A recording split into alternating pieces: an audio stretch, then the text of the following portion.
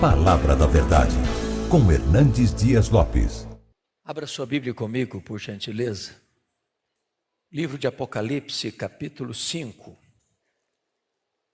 Faremos a leitura dos versos 1 ao verso 14. Apocalipse, capítulo 5.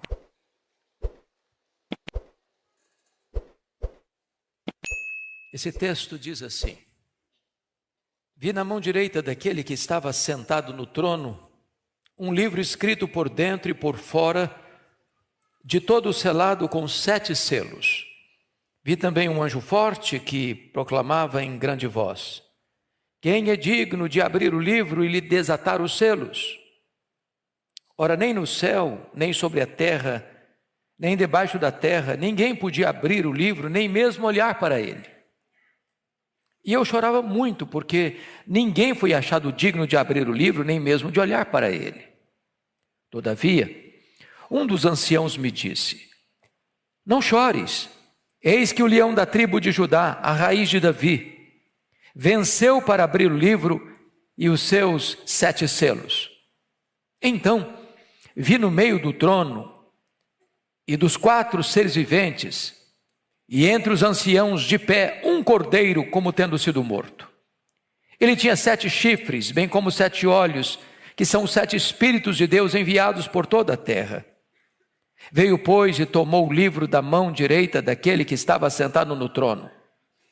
E quando tomou o livro, os 4 seres viventes e os 24 anciãos prostraram-se diante do cordeiro, tendo cada um deles uma harpa e taças de ouro cheias de incenso, que são as orações dos santos. E entoavam um novo cântico, dizendo: Digno és de tomar o livro e de abrir-lhe os selos, porque foste morto e com o teu sangue compraste para Deus os que procedem de toda tribo, língua, povo e nação, e para o nosso Deus os constituíste reino e sacerdotes, e reinarão sobre a terra. Vi e ouvi uma voz de muitos anjos ao redor do trono, dos seres viventes e dos anciãos, cujo número era de milhões e milhares de milhares, proclamando em grande voz: Digno é o cordeiro que foi morto de receber o poder e riqueza e sabedoria e força e honra e glória e louvor.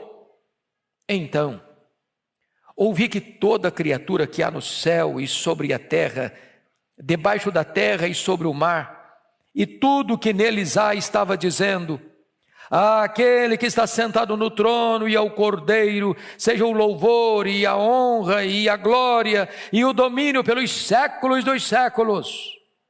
E os 4 seres viventes respondiam: Amém. Também os anciãos prostraram-se e adoraram. Amém. Esse texto, irmãos, abre as cortinas da história e revela para nós que Deus tem o controle do futuro. O homem sempre quis decifrar o futuro. Os historiadores opinam sobre isso. Os sociólogos opinam sobre isso. Os antropólogos definem sobre isso, opinam sobre isso. Os futurólogos, os filósofos também tentam decifrar o futuro. Mas quem pode fazê-lo? A história é um enigma para o homem. Nós não enxergamos nas dobras do futuro. Nós não enxergamos na curva. O homem não tem esse controle. É por isso que surgem filosofias e mais filosofias para tentar interpretar a história. Os gregos já faziam isso, achando que a história é cíclica. Que o que é hoje, o que foi ontem, e o que é hoje será amanhã, e a história não caminha para uma consumação. Mais recentemente, os existencialistas ateus afirmam que a história não tem propósito, a história não tem significado, não há um plano, portanto não há esperança. Os teóricos que trataram desta matéria não ofereceram nenhuma ajuda. Por exemplo, Friedrich Hegel disse no seu livro Filosofia da História que os povos e os governos nunca aprenderam da história.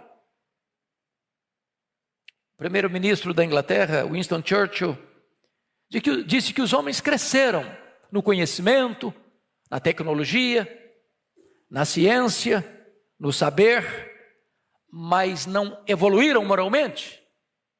Sob pressão, o homem moderno é capaz de fazer as mesmas atrocidades das eras primitivas. O historiador Gibbon, no seu livro Declínio e Queda do Império Romano, foi mais pessimista ao dizer que a história é pouco mais que um registro dos crimes, das loucuras e dos infortúnios da humanidade. Mas no passado, um autor tão decantado, Thomas More, escreveu o seu livro Utopia. E nesse livro, com um otimismo irreal, com um romantismo até, disse que chegaria um tempo em que nós construiríamos com as nossas próprias mãos um paraíso na terra. E por um tempo a humanidade chegou a sonhar isso, a pensar que isso era possível. Até que, em pleno século passado, século XX, nós fomos assaltados, esmagados por duas sangrentas guerras mundiais. 1914, 1918, Primeira Guerra Mundial, mais de 30 milhões de pessoas mortas. Não aprendemos a lição? 1939 a 1945, a Segunda Guerra Mundial, mais de 60 milhões de pessoas mortas. E não aprendemos a lição. Nós acumulamos arsenais e mais arsenais, a ponto de Mikhail Gorbachev, no seu livro Perestroika, em 1985, afirmar que nós já temos um arsenal tão poderoso para destruir que o que nós já temos armazenado daria para destruir o planeta Terra 27 vezes. O mundo está como uma panela de pressão. Vocês bem acompanham os acontecimentos. Há uma angústia, há uma perplexidade entre as nações. Para onde a história caminha? Esse texto, amados irmãos, nos oferece uma grande esperança. Esse texto é a resposta para as nossas indagações. Esse texto aponta para nós que a história não está ao léu, sem rumo, como um barco à deriva, jogado pelas ondas revoltas do mar da vida. A história está nas mãos do Cordeiro de Deus, o nosso glorioso Redentor. Então eu gostaria que vocês acompanhassem comigo algumas lições do texto. A primeira delas é que o Deus que está no trono do universo tem um propósito para a sua vida e para a história da humanidade. Confira comigo, por gentileza, o verso 1. Toda a igreja comigo, por favor, lendo o verso 1. Vi na mão direita daquele que estava sentado no trono um livro escrito por dentro e por fora, de todo selado com 7 selos. No capítulo 4, João é chamado ao céu, e ao subir ao céu, ele vê alguém sentado no trono. Ele não descreve esse alguém, a não ser com figuras de pedras preciosas, a sua majestade, a sua santidade, a sua grandeza, a sua glória. E esse alguém que está sentado no trono tem um livro. Esse livro é exatamente os destinos da humanidade, o plano de Deus para a história. Mas esse livro está nas mãos daquele que está no trono, ou seja, os céus governam a terra. A história não está à deriva, a história não está nas mãos dos homens, a história não está nas mãos dos poderosos deste século, a história está nas mãos de Deus. Agora notem, este livro, diz o texto, representa para nós que tudo está traçado, tudo está escrito, tudo está determinado. Nada foi esquecido, nada foi omitido. Em outras palavras, não existe acaso, não existe sorte, não existe azar, não existe determinismo cego, não existe misticismo. Existe um plano eterno, perfeito, que não pode ser frustrado. E esse plano está nas mãos de Deus. O livro está nas mãos de Deus. Mas agora, notem vocês que somos informados que esse livro está de todo selado, com 7 selos, por dentro e por fora. Isso significa que não é o homem que tem a chave da interpretação. Não é o homem que consegue dar sentido e propósito à história. Porque agora há uma pergunta que vai ecoar no versículo 2. Vi também um anjo forte que proclamava em grande voz: quem é digno de abrir o livro e de lhe desatar os selos? Quem é digno? Quem é capaz? Quem tem competência? Quem tem capacidade? Quem tem poder para fazer isso? Quando diz que ele está selado com 7 selos, a ideia é que ele está totalmente selado. Essa é a ideia. A ideia é que a história sem Deus é um livro lacrado. A ideia é que só Deus pode dar sentido à história. E aqui é curioso, é que foi feita uma pesquisa. Notem comigo, por gentileza. Versículo 3. Leia o verso 3 comigo, toda a igreja, por favor. Ora, nem no céu, nem sobre a terra, nem debaixo da terra, ninguém podia abrir o livro, nem mesmo olhar para ele. O que representa isso? Quando ele fala que nem no céu, quem está lá? Estão os seres celestiais, os querubins, os serafins, os anjos. Quem está lá? Os remidos que já estão na glória. Abraão, Moisés, Elias, Paulo, Pedro, Maria, os nossos pais na fé, os que já nos precederam. Nenhum destes foi encontrado digno de abrir os selos deste livro da história. Mas a pesquisa prossegue no verso 3, nem sobre a terra, ou seja, nenhum homem, por mais poderoso, por mais influente, por mais culto, nenhum rei, nenhum imperador, nenhum filósofo, nenhum cientista, nenhum religioso foi capaz de abrir o livro e desatar os seus selos, nem sequer olhar para ele. Mas a pesquisa avança. No verso 3, nem debaixo da terra, ou seja, nem o diabo, nem os demônios, nem os espíritos atormentados podem revelar a você o sentido da história, nenhuma voz do além, ninguém do mundo dos mortos, nenhuma entidade espiritual é capaz de dar ao homem a interpretação da história, clarear os rumos da história. Em outras palavras, irmãos, nenhuma ideologia, nenhum partido político, nenhum sistema econômico é capaz de decifrar para você o significado da história. Então, diante desta pergunta, quem é digno? O que acontece é que nós estamos diante de 3 coisas. Primeira, a grande questão, quem é digno? Segunda, a grande constatação, ninguém podia abrir o livro. Terceiro, a grande decepção, e eu chorava muito.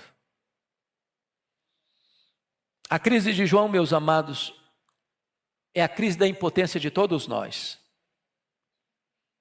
Quando você abre o jornal, quando você abre o seu aplicativo, quando você pesquisa o que está acontecendo no mundo hoje, no Brasil, na América do Sul, na América Central, na América do Norte, na Europa, na Ásia, na África, na Oceania, no mundo. Você fica perplexo. Tanto conhecimento e tanta barbárie ao mesmo tempo. Tanto saber e tanta escravidão ao mal ao mesmo tempo. Tanta tecnologia e tanta vida arruinada ao mesmo tempo. Tanto poder e tanta ganância de mais poder ao mesmo tempo. Tantos instrumentos para se viver bem e tantas guerras sangrentas e brutais, encarniçadas ao mesmo tempo.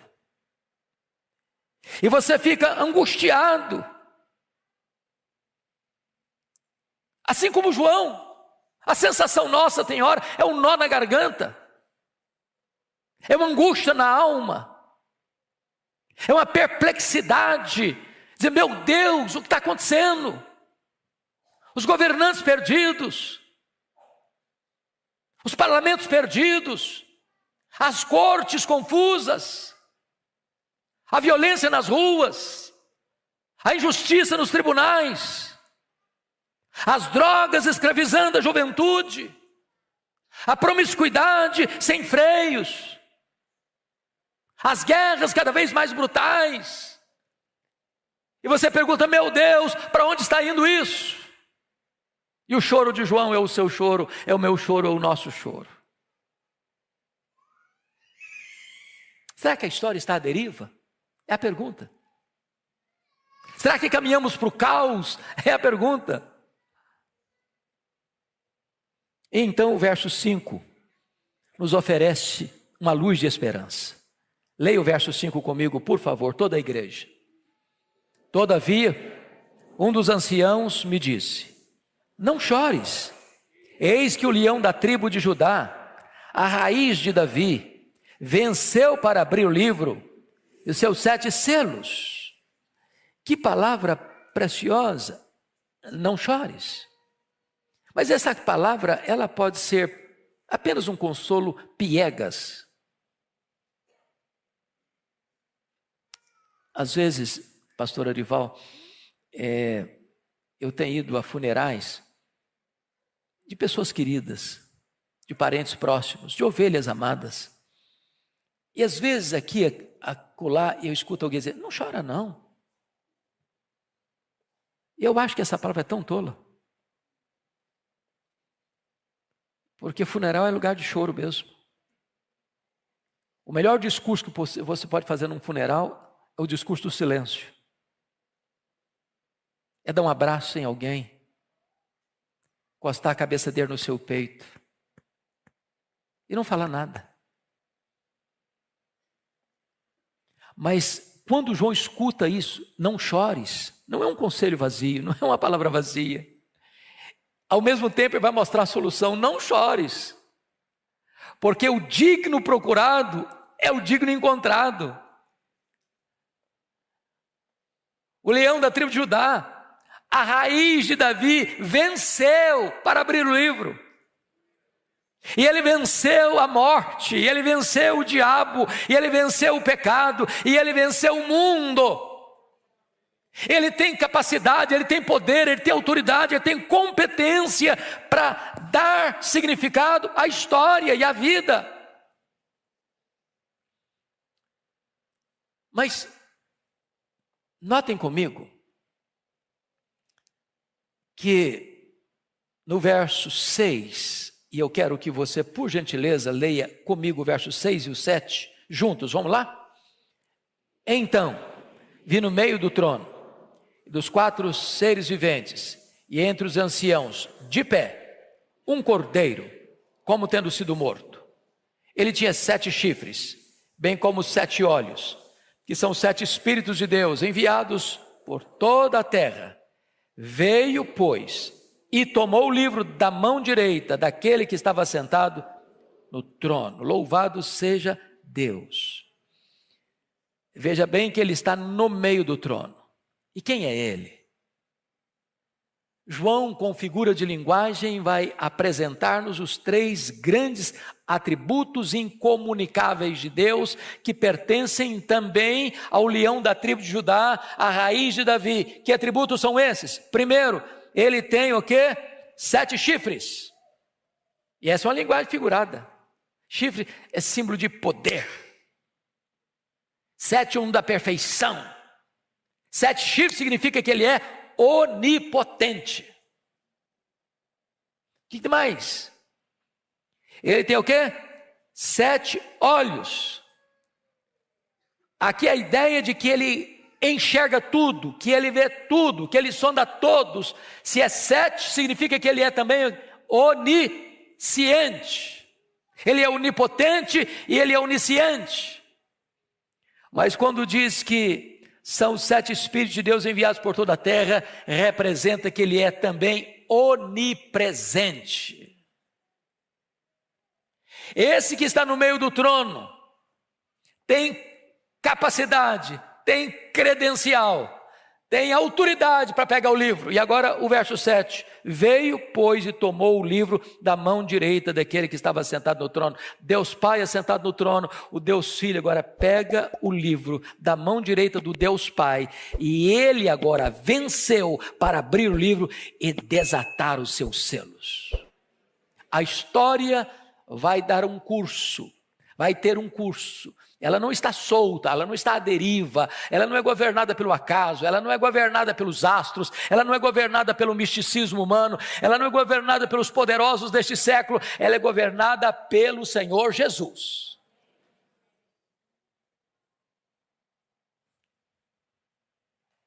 Pois bem, vejam vocês que ele tem uma marca no verso 6, como tinha sido morto. Ele tem uma posição, ele está de pé, e ele tem um lugar, ele está no meio do trono, e agora o livro está na mão dele. Bom, vamos agora a uma outra parte desta mensagem, que é a mais prática. A pergunta é, já que o livro da história está nas mãos de Jesus, que é onipotente, é onisciente, é onipresente, é todo-poderoso, quais são as implicações dessa verdade para a nossa vida? E João começa então a elencar quais são essas implicações. Primeira implicação, versículo 8, toda a igreja comigo, por favor. Toda a igreja. E quando tomou o livro, os 4 seres viventes e os 24 anciãos prostraram-se diante do Cordeiro, tendo cada um deles uma harpa e taças de ouro cheias de incenso, que são as orações dos santos. Primeira implicação. Agora você pode ter garantia de que as suas orações são ouvidas e são atendidas. Vale a pena orar. Porque o mediador da sua oração é aquele que está com o livro da história nas mãos. Quem está com o livro da história nas mãos é poderoso para fazer incursões na história, para mudar situações na história. Irmãos amados, oração não é apenas para eu me sentir bem. Oração não é apenas para eu ter um momento assim agradável, gostoso.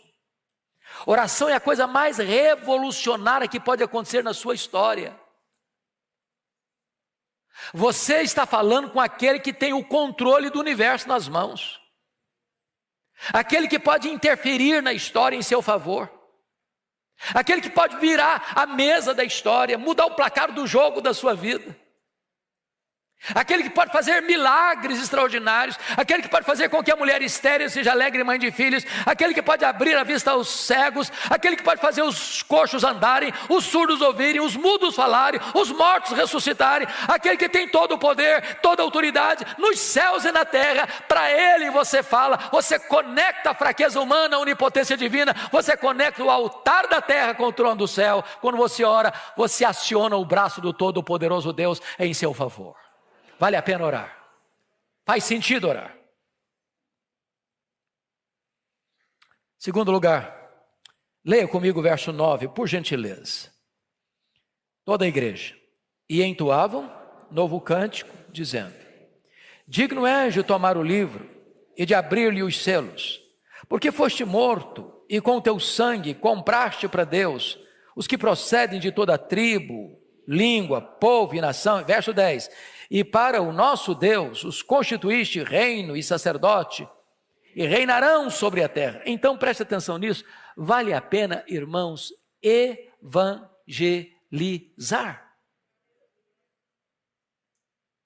Parece que o tema do nosso culto é este.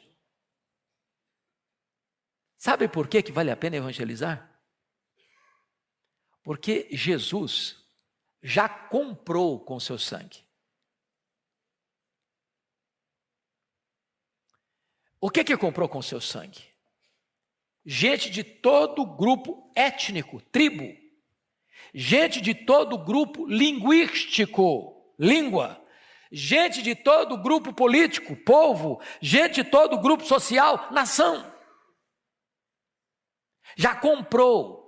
Em outras palavras, ao morrer na cruz, Jesus não apenas possibilitou a salvação, a morte dele foi vicária, foi substitutiva. Ele morreu pela sua igreja, ele deu a sua vida pelas suas ovelhas, e agora todos aqueles por quem Cristo comprou com o seu sangue, cabe-nos a nós levarmos esta mensagem do Evangelho e chamarmos esta pessoa com a gloriosa mensagem da salvação. E estas pessoas, ao ouvirem este Evangelho, o tampão será tirado dos ouvidos, a venda será tirada dos olhos, o coração de pedra vai ser trocado por um coração de carne, e as pessoas vão se render ao Salvador Jesus Cristo nosso Senhor. Bendito seja Deus. A tarefa de evangelização não é fracassada. Pastor Arival, desculpe dizer isso, para mim foi um dos mais lindos sermões que eu já ouvi do senhor. O senhor chegou e falou: a mensagem hoje eu tenho o sermão. Como é que é? Tem a mensagem? Eu não tenho o sermão. O senhor tinha o sermão e a mensagem. A missão que a igreja está engajada é uma missão poderosa e vitoriosa. Poderosa e vitoriosa. Deus tem os seus. E quando nós levamos o Evangelho, o Senhor chama a todos aqueles que o Pai, desde a eternidade, amou, porque em Cristo, na cruz do Calvário, morreu e comprou com seu sangue. Terceiro lugar. Isso deve levar-nos a tomar posse da nossa mais alta posição espiritual. Leia o verso 10 comigo, por favor. Vamos repetir o 10. E para o nosso Deus os constituíste reino, sacerdotes, e reinarão sobre a terra. Vocês bem sabem que lá no Antigo Testamento um sacerdote não podia ser rei, um rei não podia ser sacerdote. Quando o rei Uzias, do alto da sua arrogância, quis ocupar a função de sacerdote e ficou leproso. Mas Jesus ocupou a função de rei e de sacerdote. Ele é o rei dos reis, ele é o sumo sacerdote. E agora, quando você crê nele, você é constituído rei e sacerdote. Agora você tem o sacerdócio real. Eu quero lhe dizer que corre nas suas veias mais do que sangue azul. Você é filho do Rei dos Reis e do Senhor dos Senhores. Ele não apenas vai levar você para o céu, ele vai levar você para o trono. Agora, aqui, você e eu já reinamos com Ele, porque estamos assentados com Ele nas regiões celestiais, acima de todo principado e potestade. E quando formos para lá, nós assentaremos em tronos e nós reinaremos com Ele, nós seremos corregentes com Ele para julgar o próprio mundo e os anjos. Mas, em quarto lugar, o fato de Jesus estar com o livro da história nas mãos, isso implica em que você e eu devemos dedicar tudo o que somos e tudo o que temos a Jesus. Por favor, leiam comigo os versos 11 e 12. Toda a igreja comigo, por favor. Vi e ouvi uma voz de muitos anjos ao redor do trono, dos seres viventes e dos anciãos, cujo número era de milhões e milhares de milhares, proclamando em grande voz: digno é o Cordeiro que foi morto, de receber o poder, e riqueza, e sabedoria, e força, e honra, e glória, e louvor. Ele é digno de receber isto aqui, digno de receber o poder, digno de receber a riqueza, digno de receber a sabedoria, digno de receber a força, digno de receber a honra, digno de receber a glória, digno de receber o louvor. É Ele que é digno, não é nenhum homem, nenhuma instituição.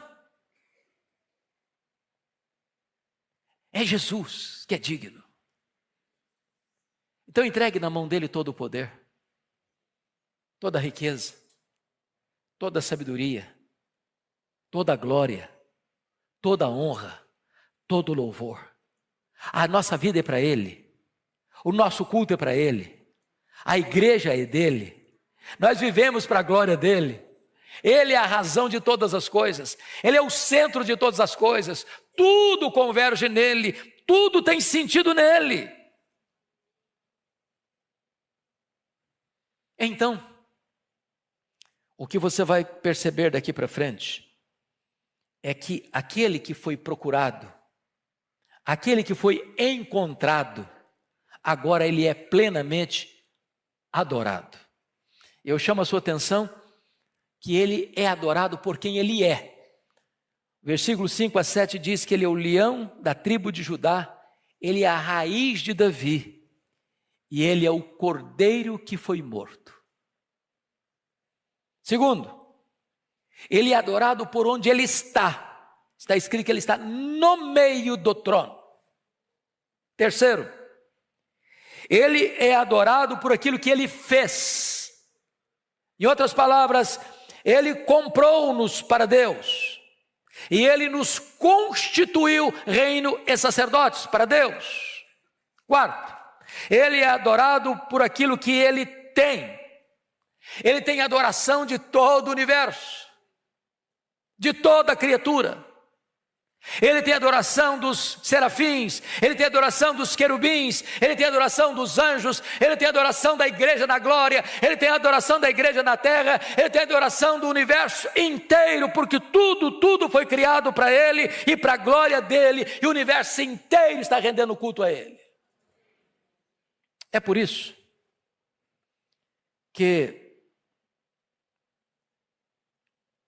Dr. Charles Erdman, um dos mais eruditos comentaristas bíblicos, ao escrever o seu belíssimo comentário de Apocalipse, descreve que nos capítulos 4 e 5 de Apocalipse nós temos o oratório da criação e o oratório da redenção. Oratório é um gênero musical dramático, com solos e coros acompanhados de orquestra. E aqui ele apresenta para nós um dos quadros mais belos dessa peça musical. E eu queria convidar você para entrarmos no maior teatro do mundo. Ele não está em São Paulo, nem em Nova York, nem em Tóquio. Esse teatro é o teatro do universo. O musical que vamos assistir é o mais extraordinário musical jamais apresentado em toda a história. Você e eu estaremos lá. Para ouvirmos, para vermos, para nos encantarmos. As cortinas vão se abrir. E quando as cortinas se abrirem, este oratório vai ser aberto com o quarteto do capítulo 4, versículo 8. Os 4 seres viventes. Os 4 seres viventes são um símbolo da igreja glorificada. E a igreja abrirá esse grande musical, nesse teatro cósmico, dizendo: Santo, Santo, Santo é o Senhor Deus, o Todo-Poderoso, aquele que era, e que é, e que há de vir.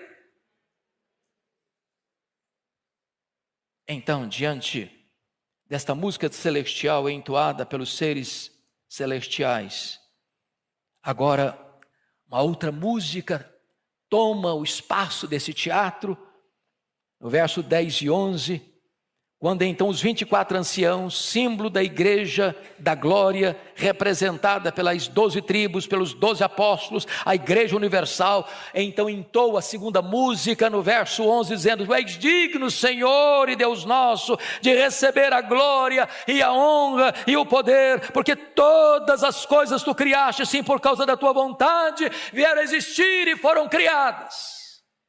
Após esta música tão extraordinária, arrebatadora, então vem um solo soleníssimo, no capítulo 5, verso 2, e nesse solo há uma pergunta: quem é digno de abrir o livro e desatar os seus selos? E esse solo é seguido por um responso do capítulo 5, versículo 5, quando diz: não chores, eis que o leão da tribo de Judá, a raiz de Davi, venceu para abrir o livro e desatar os seus 7 selos.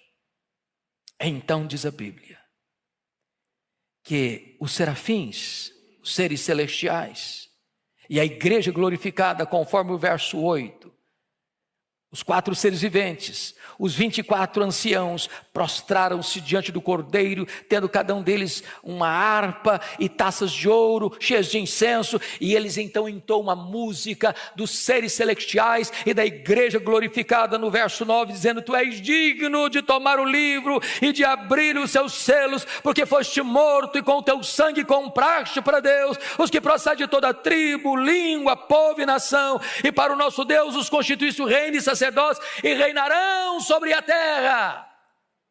Então diz a Bíblia no verso 11, que nós caminhamos para o final deste grande oratório, desta música que ecoa no espaço, e esta mensagem vai mostrar que agora estão lá presentes os anjos, muitos anjos ao redor do trono, os seres viventes, os seres celestiais, dos 24 anciãos a igreja, os seres celestiais mais sublimes, a igreja glorificada, agora começa a cantar e diz: digno é o Cordeiro que foi morto de receber o poder e a riqueza e a sabedoria e a força e a honra e a glória e o louvor.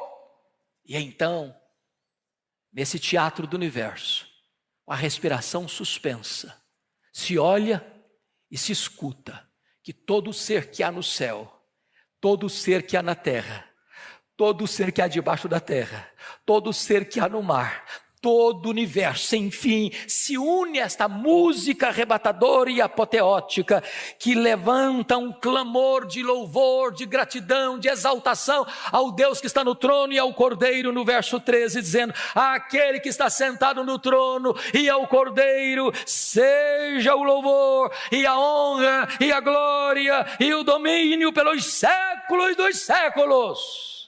E depois dessa música arrebatadora, diz o versículo de número 14, que então os 4 seres viventes, os seres celestiais, dão um grande amém que ecoa por todo o universo. Amém! E os 24 anciãos da igreja glorificada não têm outra posição, com o ar e com a respiração suspensa, se prostrar, se ajoelhar e adorar. Esta é a manifestação da glória do nosso Deus. A história não está à deriva. A história está nas mãos do Cordeiro de Deus. Não importa o que está vindo pela frente. Os selos vão ser desatados. As trombetas vão ser tocadas.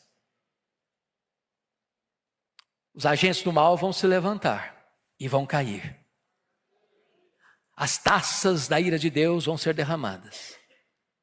Mas então, o Rei dos Reis voltará em grande majestade e glória para julgar as nações. E aos remidos pelo seu sangue, comprados pelo seu sangue, ele vai dizer: vinde agora, benditos meu Pai. Entrem na posse do reino, que vos está preparado desde a fundação do mundo. E então não haverá mais choro, nem pranto, nem dor, porque as primeiras coisas já terão passado, e nós reinaremos com ele para sempre e sempre e sempre. Aleluia. Deus tem um plano para cada criatura. A sua vida está nas mãos de Jesus.